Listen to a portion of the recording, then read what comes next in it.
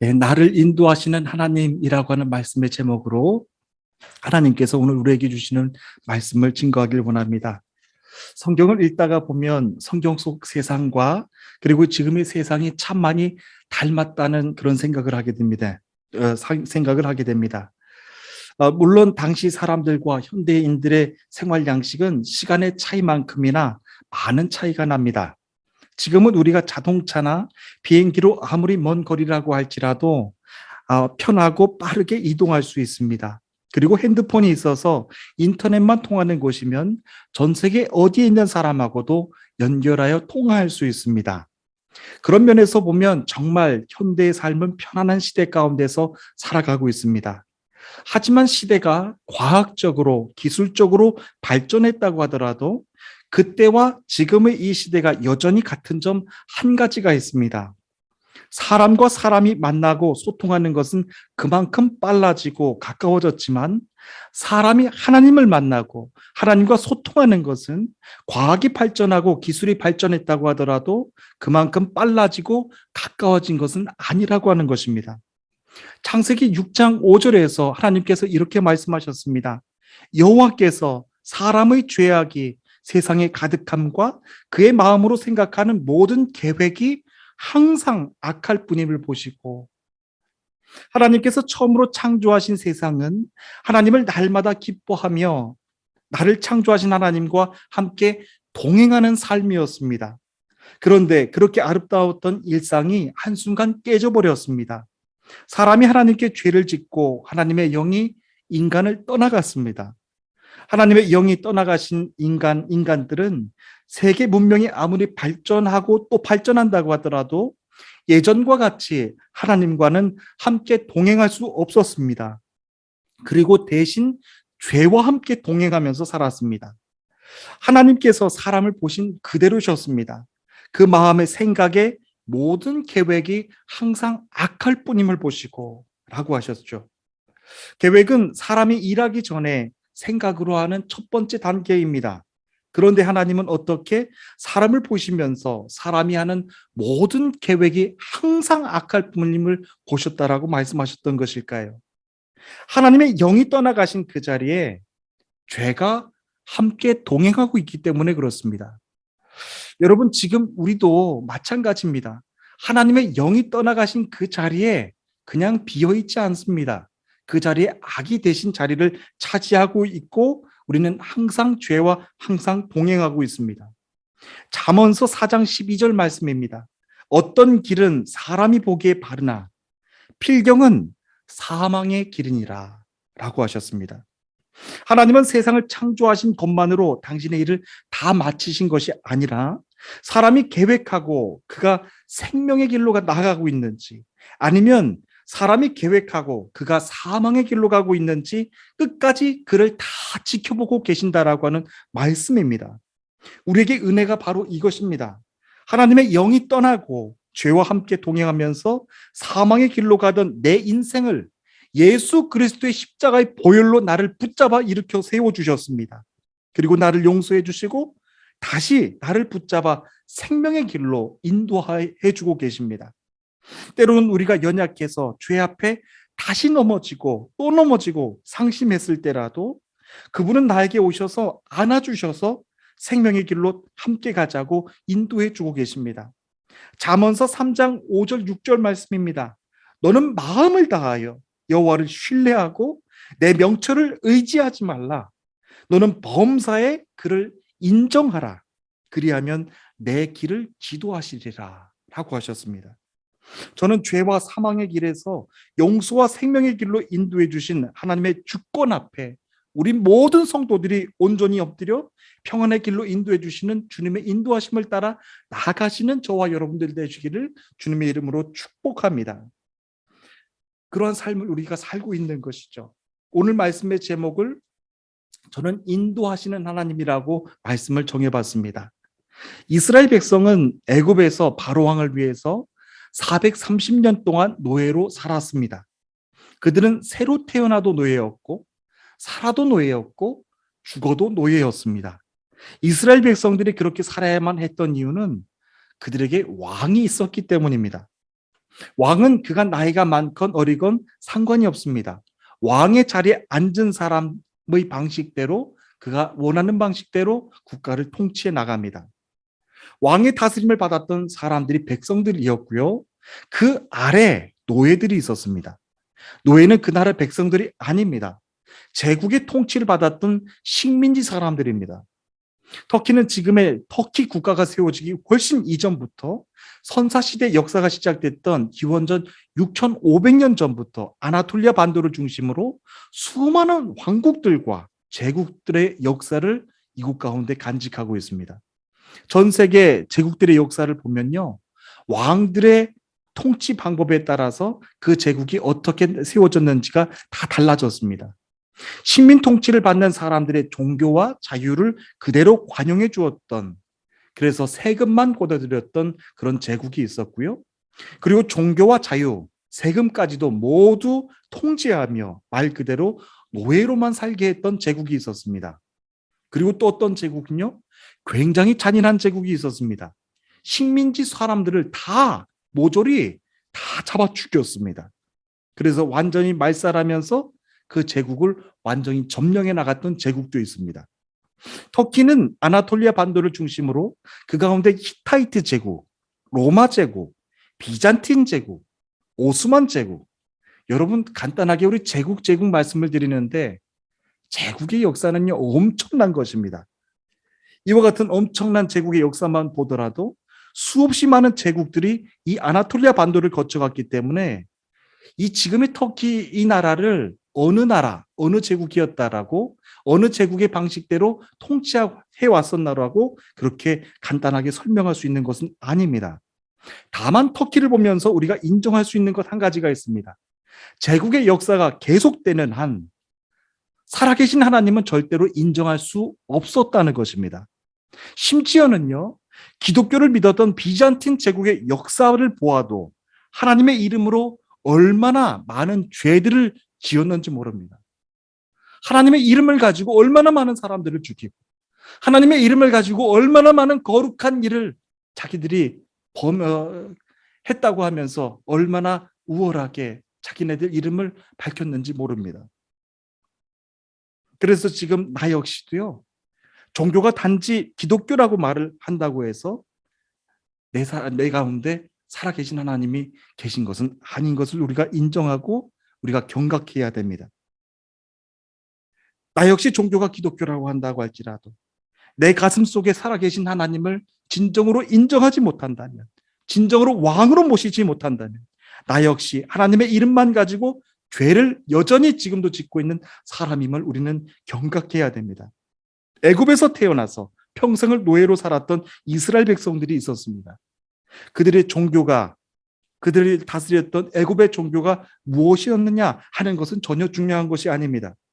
그들이 비록 노예의 땅에서 억압을 받고 고통스럽게 한평생을 살았다고 할지라도 그들 중 한 사람이라도 살아계신 하나님을 내 가슴 속에 진정으로 영접한 사람들이 있다고 한다면 그는 제국주의의 노예로 사는 사람이 아니라 하나님의 백성으로 사는 사람임을 우리는 알아야 됩니다.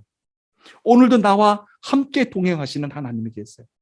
그래서 북한에서 하나님을 믿고 있는 사람들, 중국에서 하나님을 믿고 있는 사람들, 이곳 터키에서 하나님을 믿고 있는 사람들, 나라의 종교는 중요한 것이 아닙니다. 나라의 종교가, 나라의 국교가 기독교라고 할지라도 내 가슴 속에 살아계신 하나님이 살아계시지 않는다고 한다면, 내 가슴 속에 살아계신 하나님을 진정한 왕으로 모시지 못한다고 한다면 그는 하나의 종교에 불과한 것이에요. 애굽 땅에서 평생 노예로 살았던 이스라엘 백성들은 바로를 왕으로 모시고 살았습니다. 그런데 하나님께서 이스라엘 백성들의 삶에 전적으로 개입하시는 사건을 하나님께서 준비하셨습니다. 그것이 바로 출애굽 사건입니다. 여러분, 출애굽 사건에서요, 첫 번째 하나님께서 행하셨던 기적 사건이 굉장히 중요합니다. 그 일의 첫 번째 시작은 이러했습니다. 애굽 왕 바로와 그를 지켜본 애굽 사람들과 이스라엘 백성들을 한 곳에 다 모으셨습니다. 여러분, 한 곳에 다 모았으니까 누가 하나님을 믿는 백성인지, 누가 애굽 백성인지, 누가 우상을 섬기는 사람인지 전혀 구분이 되지 않았겠죠. 그런 상황 가운데서 출애굽의 하나님을 진정으로 인정하는 당신의 믿음의 백성들을 하나 둘씩 구별해 가기 시작을 하셨어요. 우리는 단순하게 10가지 재앙으로 그냥 단순하게 암송하고 있고 있겠지만 그것이 아닙니다.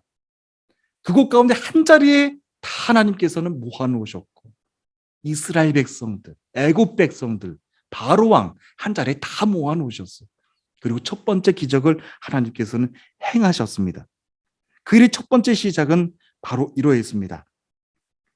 우리가 10가지 재앙으로 알고 있지만 하나님께서 첫 번째 재앙부터 이제 하나 둘씩 구별해 가기 시작을 하셨습니다. 하나님께서 행하신 첫 번째 기적은 나일강이 핏물이 되게 하는 기적 사건이었습니다. 여러분, 나일강은요 그냥 강 정도가 아닙니다. 애굽 제국의 생명선입니다. 나일강의 총 길이를 제가 조사해 보니까요 6,650km, 서울부터 부산까지 무려 20번을 왕복해야 되는 어마어마한 거리입니다. 애굽 사람들은 그렇게 긴 나일강 줄기를 따라서 고도로 발달된 이집트 문명의 혜택을 받으면서 살았습니다. 그래서 애굽 사람들에게 나일강은 단순히 강의 의미가 아닙니다. 심지어는 나일강 안에 사는 생명체까지도 다 우상으로 섬겼던 애굽 사람들이었습니다. 출애굽의 하나님이 애굽 사람들이 숭배해왔던 우상들과 그들이 풍요롭게 누렸던 고도의 이집트 문명까지도 다 멸하시는 사건이 첫 번째 기적 사건이었어요. 나일강은 핏물로 되게 하시면서 다 그 생물들까지도 다 멸하셨죠. 그런데 여러분 잘 보시기를 바랍니다. 하나님이 행하신 첫 번째 기적을 보았던 같은 현장 안에 보았던 사람들이 있었죠. 애굽의 바로 왕이 있었을 것이고요. 그리고 애굽의 백성들이 있었을 것입니다. 그리고 모세와 아론, 이스라엘 백성들이 그 광경을 다 한 자리에서 지켜봤을 것입니다. 그런데 그 하나님의 첫 번째 기적을 보고서 확실하게 믿음으로 나는 출애굽의 하나님 편에서 서겠습니다. 믿음으로 서겠습니다. 했던 사람들이 얼마나 많았었나요? 여러분, 안타깝게도 모세와 아론 외에는 분명하게 하나님 편에 섰던 사람이 한 사람도 없었음을 우리는 보게 됩니다. 하나님은 두 번째, 세 번째, 네 번째도 계속 구분해 나가셨습니다. 그리고 9번째까지 나는 믿음으로 확실하게 출애굽의 하나님 편에 서겠습니다 라고 했던 사람들이 나오지 않았어요. 애굽 왕 바로와 애굽 백성들은 물론이었거니와 이스라엘 백성들조차 출애굽의 하나님을 전적으로 인정하는 사람들이 그때까지도 구별되지 않았습니다. 우상을 숭배했던 애굽 사람들과 하나님의 백성들, 이스라엘 백성들이 한자리에 함께 있었지만 9번째 재앙까지는 전혀 구분됨이 없었죠. 이스라엘 백성들, 애굽 사람들, 그 사람들이 하나님을 섬기는 백성들과 세상 우상을 섬기는 사람들로 구별되기 시작한 것은 바로 10번째 재앙부터였습니다. 애굽에 있는 모든 초태생들, 사람과 짐승들 할 것 없이 모든 초태생들은 하나님께서 다 죽이셨습니다. 그런데 유월절 어린 양의 피를 문의 양쪽 기둥에 바른 이스라엘 백성들의 장남들과 심지어는 그들의 첫 짐승 새끼들까지도 하나님은 구별하시고 그들은 살게 해주셨습니다. 하나님께서 10번째 재앙까지 내리시자 바로 왕은 이스라엘 백성들을 내보낼 수밖에 없었습니다. 이스라엘 백성들도 그때부터는 더 이상 애굽에 남아 있어서는 안 됐습니다. 왜냐하면 하나님을 믿는 백성들과 세상 백성들이 그때부터 구별되기 시작하는 시점이기 때문에 그렇습니다. 여러분, 장소가 굉장히 중요합니다. 왜냐하면 하나님을 예배하고 섬길 수 있는 곳으로 하나님께서는 지금 저와 여러분들이 계신 그곳을 구별해 주셨기 때문에 그렇습니다. 저는 하나님의 성전으로 세워주신 이곳을 하나님께 드릴 때마다, 생각할 때마다 얼마나 감사한지 모릅니다. 예전에는 이런 감사가 그렇게 컸는지는 잘 모르겠습니다. 그런데 생각하고 또 생각하면 할수록에 너무 감사가 되는 거예요. 우리가 이곳에 오기 전까지, 이곳에 하나님의 성전으로 세워지기 전까지 이곳은 우상을 섬겼던, 철저하게 우상을 숭배했던 터키 사람들이 살았던 곳이었어요. 그런데 여기에 믿음의 백성들이 하나 둘씩 들어오기 시작을 하는 거예요. 그리고 하나님을 예배하고 하나님을 경배하고 하나님만을 온전히 주인으로 인정하는 사람들이 하나 둘씩 이곳 가운데 모여들기 시작을 하는 것인데, 하나님이 이곳 가운데 구별해 주신 그 하나님의 그 은혜가 얼마나도 고마워서 저는 이 성전을 대할 때마다 정말로 기쁘고 기쁜 마음이 듭니다. 그런 면에서 보면요, 지금 여러분들이 계시는 그곳도 다시 한번 생각을 해보십시오. 이전까지는 철저하게 우상을 섬겨왔던 그 사람들의 살았던 곳이었어요. 그런데 이제는 아니죠. 예비하는 여러분들이 그곳에 거주하시면서 하나님을 날마다 나의 왕으로 인정하며 모셔드리며 기뻐하는 그 장소가 됐다라고 하는 것을 우리는 알게 됩니다. 하나님께서는 그렇게 장소를 구별하시고 이스라엘 백성들은 더 이상 애굽에 머물러 있어서는 안 됐습니다. 그리고 하나님의 언약이 세워진 곳, 그곳 가나안 땅을 향하여서 나가야만 했습니다. 하나님께서 10번째 재앙이 내리시자 그때부터 구별되기 시작한 변화였습니다. 하나님을 예배하고 섬길 수 있는 장소로 하나님은 하나 둘씩 구별해 가시고 구분해 가시기 시작했습니다. 하나님은 이전의 삶을 정리하고 예배자로 결단한 이스라엘 백성들을 이렇게 인도하셨습니다. 본문 출애굽기 이제 13장 21절과 22절 말씀, 우리 두 절을 다 함께 읽어주시면 감사하겠습니다. 13장 21절과 22절 말씀입니다. 한 목소리를 읽겠습니다. 시작. 여호와께서 그들 앞에서 가시며 낮에는 구름 기둥으로 그들의 길을 인도하시고 밤에는 불 기둥으로 그들에게 비추사 낮이나 밤이나 진행하게 하시니 낮에는 구름 기둥 밤에는 불 기둥이 백성 앞에서 떠나지 아니하니라. 아멘. 여러분, 하나님께서 불 기둥과 구름 기둥을 준비해 주셨어요. 하나님이 없는 사람들에게 불은 어떤 의미일까요? 생명을 주는, 하나님을 잃어버린 사람들에게 불은 그들에게 생명을 주는 또 다른 우상일 것입니다. 그리고 또 더 발전되면은 불은 또 무기가 될 수가 있죠. 사람을 죽이고 사람을 공격하고 강한 사람들이 약한 사람을 죽이는 데 쓰이는 불이 될 것입니다. 하지만 하나님께서 이스라엘 백성들을 위해서 준비하신 불기둥과 구름기둥은요, 이스라엘 백성들에게 무기로 삼아라 그렇게 주신 이유가 아니었습니다. 이스라엘 백성들이 광야에 들어서자 환경이 완전히 바뀌었습니다. 광야에서는 사람이 식별할 수 있는 길이 전혀 없습니다. 당시 이스라엘 백성들에게는 나침반도 지도도 없었죠. 여러분, 나침반과 지도로 간단한 예를 들은 것이지만요, 광야에서 나침반과 지도가 없다는 것은 사람이 악한 생각조차, 악한 계획조차 할 수 없을 정도로 하나님은 이스라엘 백성들을 한 곳으로 몰아가셨다라고 하는 겁니다. 이스라엘 백성들이 그때부터는요, 전적으로 불기둥과 구름기둥만 의지해야만 했습니다. 아마도 이스라엘 백성들은 하나님이 인도해 주시는 불기둥과 구름기둥을 따라가고 있으면서도 이전에 살았던 나일강의 풍요를 따라서, 나일강 줄기를 따라서 살았던 시원했던 그때 그 삶이 그리웠을지 모릅니다. 그러면 그때마다 그들에게 나타나는 변화는 하나님께 감사가 아니라 불평이었습니다. 하나님의 인도하심은 필요가 없고 다시 예전으로 돌아가고 싶다고 하는 그들의 불평입니다. 여러분, 우리가 그 상황에서도 눈을 떼지 말고 바라봐야 될 것이 있습니다.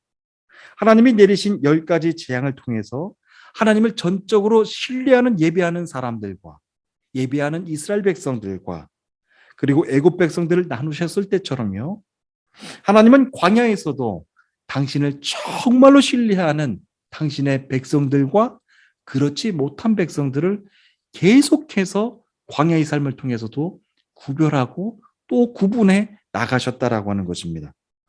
200만 명이 넘는 이스라엘 백성들이 오직 불기둥과 구름기둥만 의지해서 가나안 땅을 향해서 나아갑니다.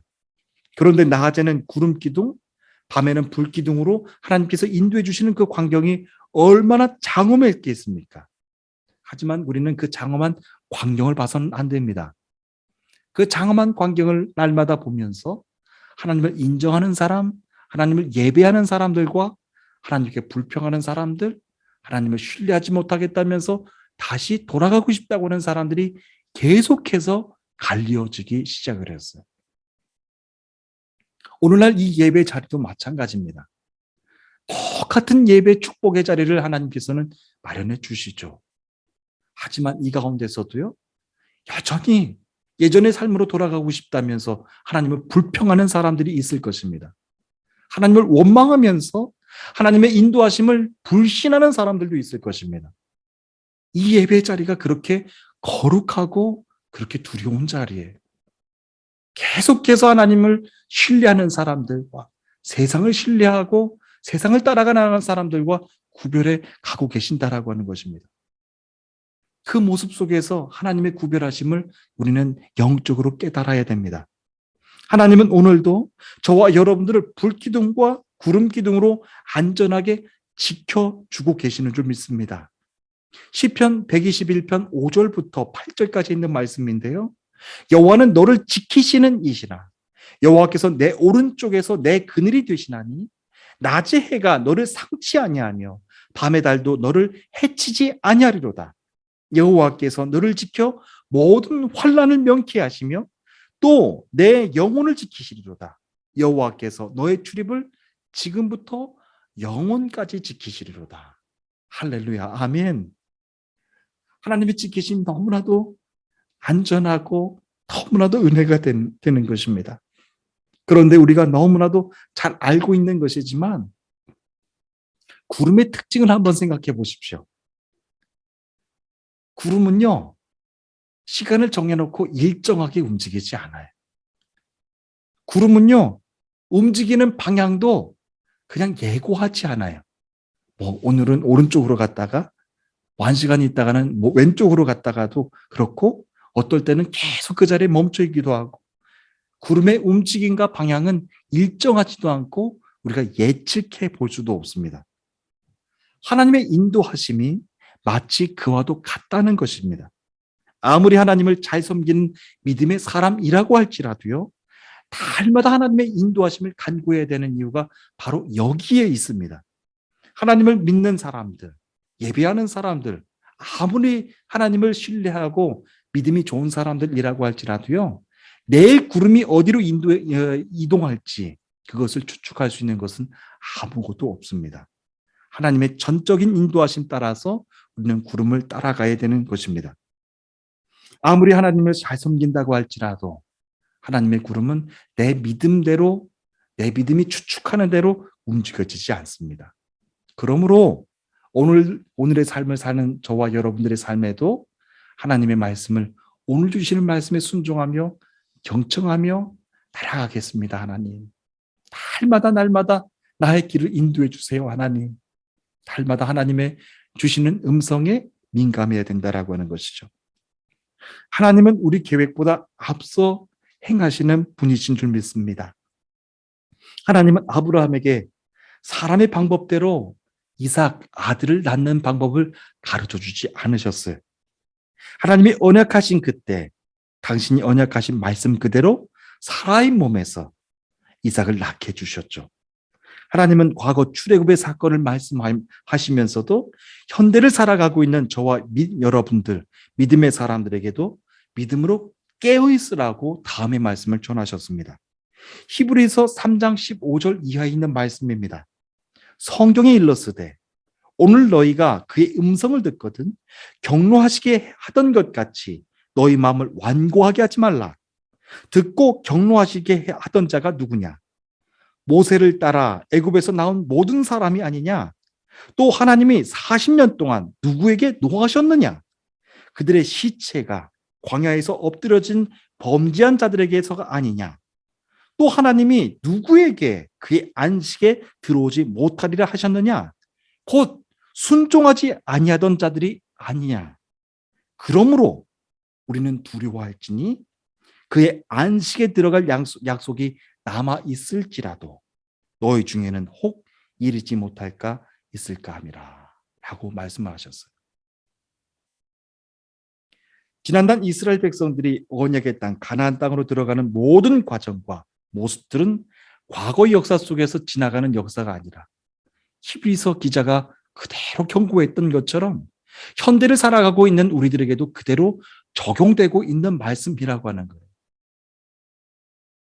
그러므로 우리는 두려워할지니 그의 안식에 들어갈 약속이 남아 있다고 할지라도 너희 중에는 혹 이르지 못할까 함이라 라고 말씀을 전하고 있어요. 과거에 이스라엘 백성들이 밟았던 출애굽의 그 발자국들은요, 현대를 살아가고 있는 우리 믿음의 사람들이 그대로 밟아야 되는 발자국임을 우리는 다시 한번 말씀을 통해서 깨닫게 됩니다. 그러므로 이스라엘 백성들이 가나안 땅에 들어가는 것에 실패한 것처럼 현대를 살아가는 우리들도 그대로 실패하지 말라고 경각하라고 하시는 말씀입니다. 지금 저와 여러분들은 어디에 와 계실까요? 하나님이 인도해 주시는 구름 기둥과 불 기둥을 잘 따라가고 계시고 있나요? 아니면 나는 좀 지리적으로, 기상적으로 나는 좀 영리하니까, 똑똑하니까, 지리적으로 좀 잘하니까 내일은 저쪽으로 이동하겠네? 라고 하면서 추측하면서 예상하면서 하나님의 말씀보다 앞서서 행하고 계신가요? 하나님이 참 구름 기둥으로 인도해 주신 그 모습이요, 너무나도 섬세한 거예요. 이스라엘 백성들에게 그 어떤 것도 의지하지 말라고 구름 기둥으로, 불 기둥으로 그들을 인도해 주신 것이죠. 본래 우리 모두는 예수님을 만나기 전까지는 모두 죄와 허물에 덮여서 사망의 권세를 따라갔던 사람들이었지 않습니까? 욕심을 따라서 살았고 본성이 시키는 대로 살았습니다. 화가 나면 화를 내고, 그냥 때리고 싶으면 때리고, 그냥 점령하고 싶으면 점령하고 살았어요. 성령이 떠나고 육체로 살았기 때문에 하나님의 인도하심은 별로 중요한 것도 아니었습니다. 그저 세상에서 그냥 시키는 대로만 살았을 뿐입니다. 그 때문에 하나님이 지켜주시고 먹여주시고 인도해 주시는 하나님의 신령한 세계를 깨닫지 못하고 살았었습니다.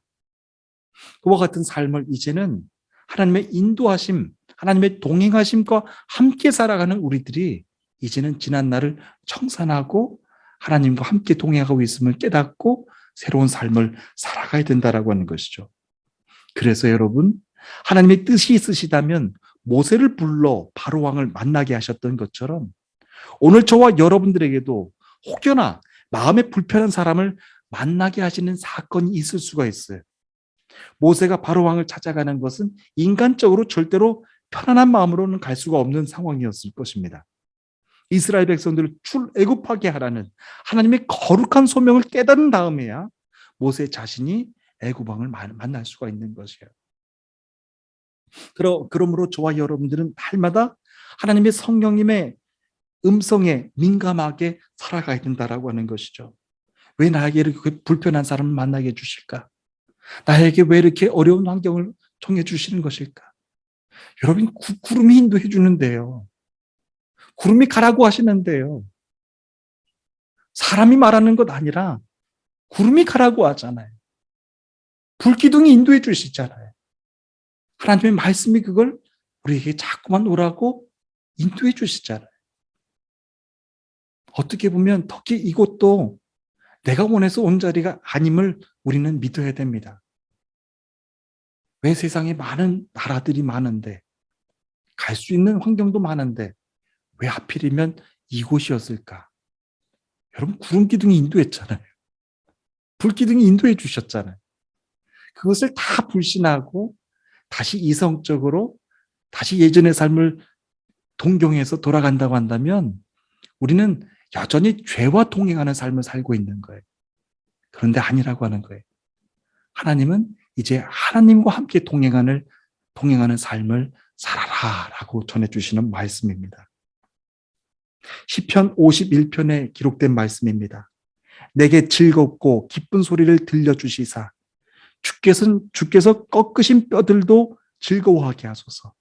주의 얼굴을 내 죄에서 돌이키시고 내 모든 죄악을 지워주소서. 하나님이여, 내 속에 정한 마음을 창조하시고 내 안에 정직한 영을 새롭게 하소서. 나를 주 앞에서 쫓아내시 마시며 주의 성령을 내게서 거두지 마소서. 주의 구원의 즐거움을 내게 회복해 주시고 자원하는 심령을 주사 나를 붙드소서. 다윗이 고백한 말씀입니다. 그렇습니다. 사랑하는 주님의 성도 여러분, 지금까지는 죄와 함께 동행했던 그 자리에 이제 하나님이 함께 동행하기를 원하십니다. 성령님이 그 자리에 함께 동행하기를 원하고 계십니다.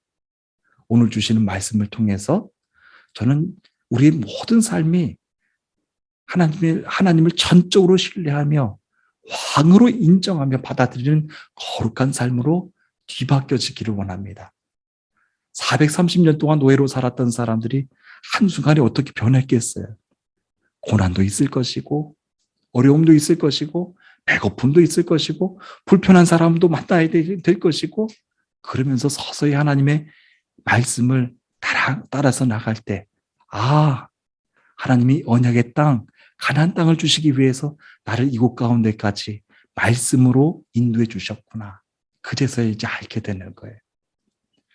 저는 우리 어린 자녀들을 위해서 특별히 축복합니다.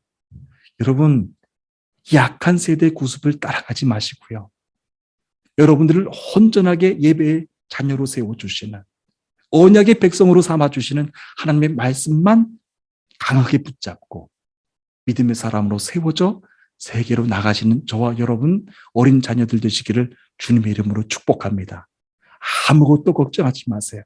만나야 될 사람들, 여러분들이 나가야 될 모든 학업의 장소들, 학업의 학교들, 그리고 재정의 문제들 다 하나님께서는 준비해 놓으신 거예요. 그것을 믿고, 아멘, 나는 하나님의 믿음의 자녀입니다. 나는 어떤 세상의 고통과 아픔 속에서도 하나님의 믿음의 자녀로 서겠습니다. 라고 하면서 하나님만 절대적으로 신뢰하며 나가시는 어린 자녀가 된다면 하나님께서 그 길을 기쁘게 인도해 주신다라고 하는 거예요.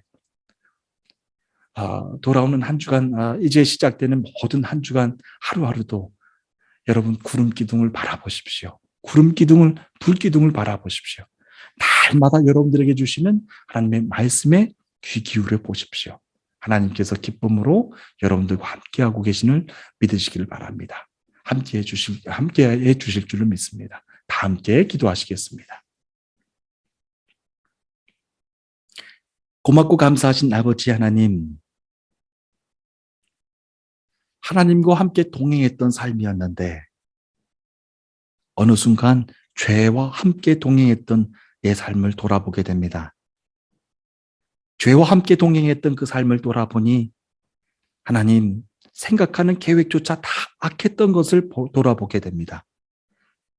이와 같은 지난 삶을 깨닫게 해주시오니 감사합니다. 오늘 주신 말씀을 하나님 경홀히 여기지 아니하고 내 가슴 속에 깊이 간직하며 하나님 평생에 주시는 말씀으로 하나님 지켜나가는 저희들 될 수 있도록 인도해 주옵소서. 말씀을 말씀 위에 부어주시고 우리 특별히 언약의 백성들로 삼아주신 모든 주의 거룩한 성도님들, 저들의 삶이 복되며 기업이 복되며 저들의 자자손손이 복될 수 있도록 믿음의 대로를 아버지님 지켜주시기를 원합니다. 세상과 함께 섞이지 않도록 인도해 주시고 지켜주시고 하나님의 거룩한 백성들로 마지막 때까지 아버지 하나님 승리하며 나가는 우리 모든 주의 권속들 될 수 있도록 축복해 주옵소서. 감사드리며 존귀하신 예수님의 이름으로 기도하옵나이다. 아멘.